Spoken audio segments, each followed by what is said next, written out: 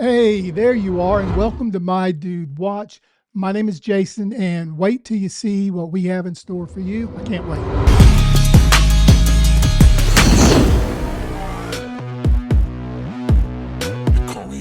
Okay, you are looking at the Seiko 57K1. This is the diver that replaced the iconic SKX.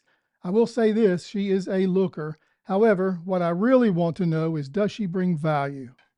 But before we do, let's do a quick wrist check. This is the Erebus Origin. I featured this watch on the channel just a few weeks back, and I honestly love this watch. It's not perfect, but there is a lot of upside to this watch. Okay, it's time. Let's get it. This is the tail of the tape. She measures across the top at 42.5 millimeters. Her thickness is 13.4 millimeters. She measures 46 millimeter from lug to lug, and her lug width is 22 millimeters. And a couple of other tidbits before we begin our comprehensive review. She weighs in at 156 grams and has an in-house Japanese mechanical automatic movement, and more on that to come just a little bit later. All right, here we go. Let's begin with the case. The 5KX is constructed of 316L stainless steel. I'm talking about the bezel, the case back, and the crown. And here you can see the flanks are high polished, and take note of the drilled lugs. That allows you to easily remove and change the strap or bracelet. These angles coming from the crown protectors are attractive and attention-getting. Moving up to the top of the case, you will see the circular brushing. Now this is where the finishing shines. This case has a combination of both brushed and polished finishing, and that gives off an enhanced perception of a premium watch. Okay, the case is simple and solid, yet sleek and well executed. So it's not something we haven't seen before, but it is very well done. I also want to point out the transition from the flanks to the top of the case is a highlight. It's almost flawless and really adds to the character of this model. And here is a shot of the circular brushing on the lug hoods that we just mentioned, and a quick profile view of the case shows the angles of the lugs as they begin to turn down on the ends. Okay, let's flip the watch over to have a look at the case back. Okay, this window is made of hard legs. Unfortunately, it's not a surprise, there is no sapphire. And as you see, the movement is not decorated or finished, and honestly, I'm fine with that.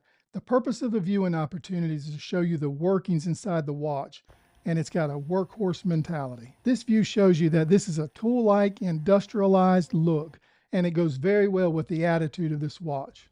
And moving on and up, you'll see the unsigned crown, which, by the way, is not a screw-down crown, so there goes your 200 meters of water resistance. And having said that, the crown is solid and easy to maneuver. It does have crown protectors, which is a nice feature. The crown measures 6.8 millimeters, which is easy to grasp and easy to operate. So let's move to the top of the case and take a look at the bezel. It is a tall bezel. I wouldn't say it's imposing, but it does grab your attention. So let's have a listen. So this is a coin edge bezel grip, turns nearly perfect. The tension feels good, and the bezel offers very little in the way of backplay. This bezel looks great, and it employs a ceramic bezel insert. This bezel is black with gold numerals. This watch has a bit of retro feel with this gold. And now the second disappointment, the crystal, like the back display window, is hard legs.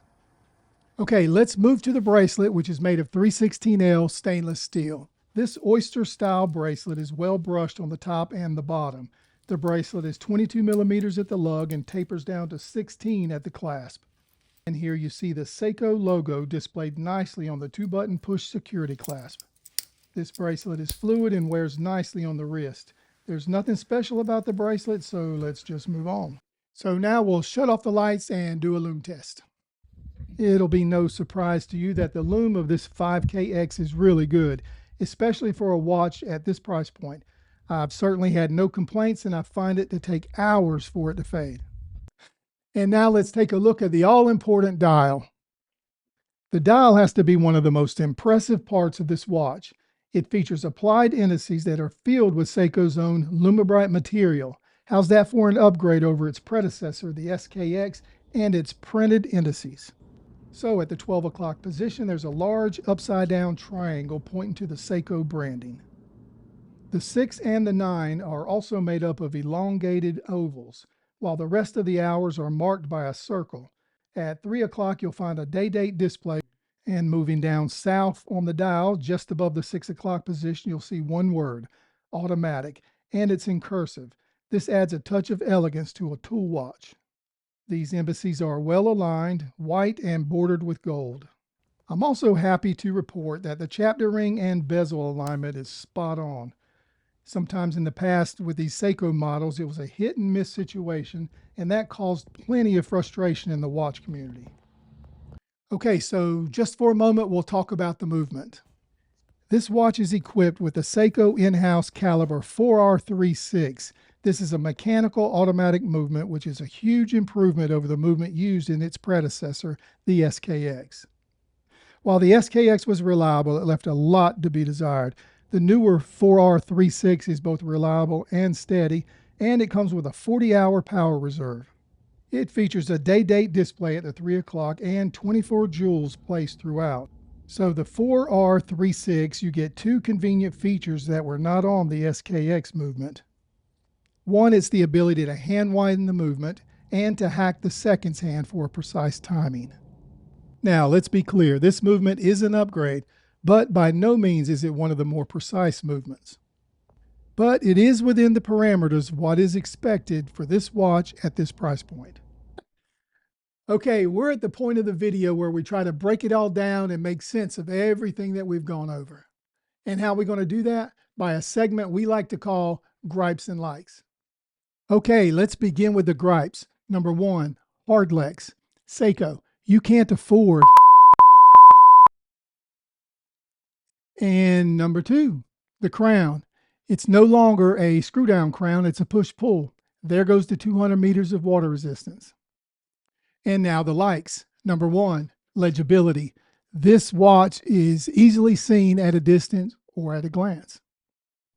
And number 2, that retro feel. That black and gold brings the feeling of vintage to this watch. And number 3, I like the build of this case. I mean, look at it. It's sleek, solid, and very well put together. So, do we recommend this watch? Oh yeah.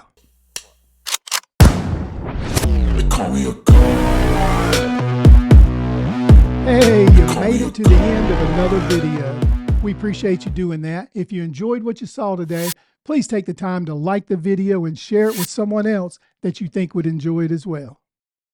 And also, if you want more information on this Seiko or any of the other 200 watches we've got on our website, go to www.mydudewatch.com. Hey, and thank you guys for watching. We appreciate that. My name is Jason with My Dude Watch, and we'll see you next time. Oh, wait, don't forget, dudes can't be late.